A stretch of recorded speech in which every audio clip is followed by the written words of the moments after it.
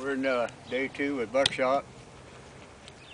Yesterday was quite a revealing day because we went through some of the basics, and at the first 30 minutes to an hour, he was just running and kind of taking over and kind of acting like a stud. Well, then we started getting some changes, but he was still pretty tight. Then when we started getting in close and doing some things, there's some memories he had from the past on his road trip from this place that came back and flashed back, and he'd either drop a shoulder into you kind of tight, or he'd explode away from you really tight. He there was no place in there where he was comfortable. He'd go from 0 to 60.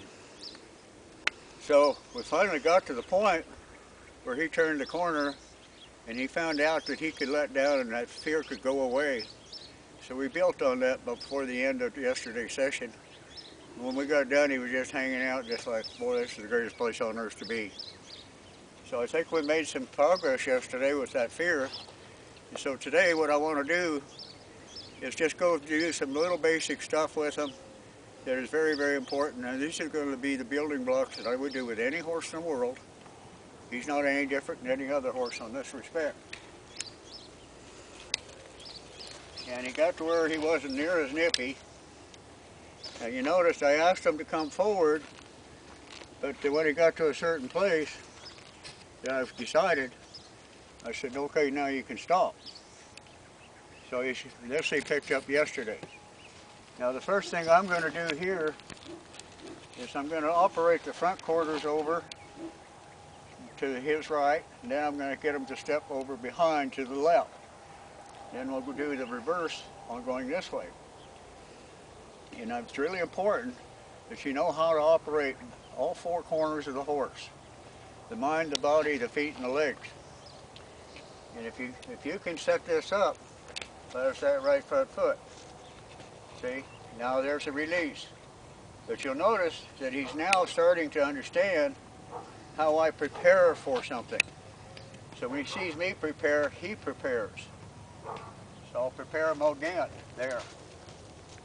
See, and he's floating the rope there. Okay, he had to move a little more, but that's all right. So we'll prepare him to step off to his left.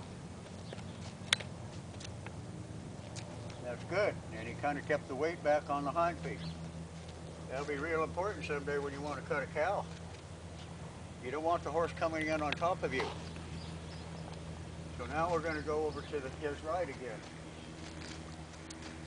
Good.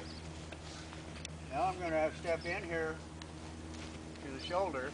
And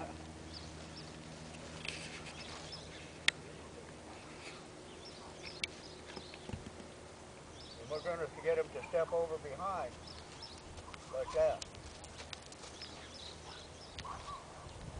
Now I'm going to fix it up over here and get him to step over behind again, that way, and leave the front end in place.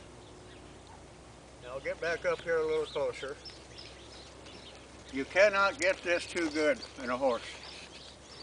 And if you can't accomplish this from the ground, you're not going to get it when you get on his back. And if you can't operate the front quarters independent of the hind, and yet all together, you're not going to be able to accomplish any of the more sophisticated moves in horsemanship later. So there again, we work on preparing his mind, body, and feet. Now you notice how I step into him here. There's all too many people, especially in groundwork when they're green, they have a tendency to say, okay, come on. And that's what happens. The horse comes out on top of them. But if you can prepare the horse, prepare his mind, body, and feet, and do that. See how that foot stepped over to the right?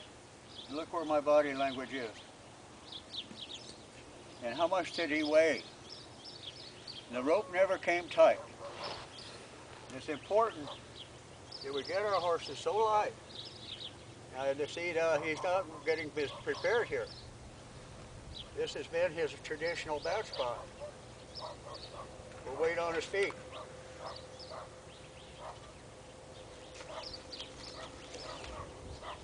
There. He prepared that time. But he had to come out first, but I waited for it.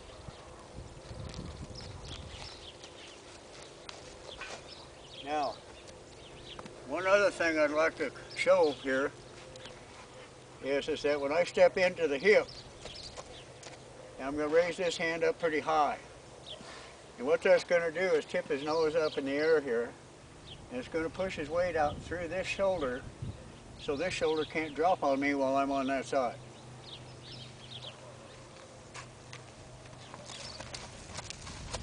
You can see the weight going out through his left shoulder.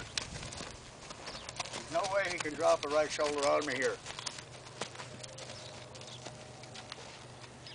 And he did it pretty much with floating a rope.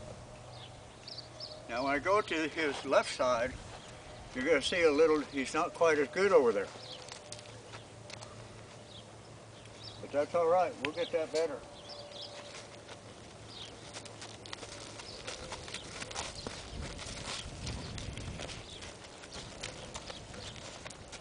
That's a whole bunch better than yesterday. Now what do you do with a horse that's got a favors one side over the other? Pretty easy. You do it 2 times on the problem side and 1 time on the good side, until the bad side's caught up with the good side. Not any more difficult than that. But you notice too, his whole manner is different. Now I'm going to show you what kind of I'd like to back him. Release.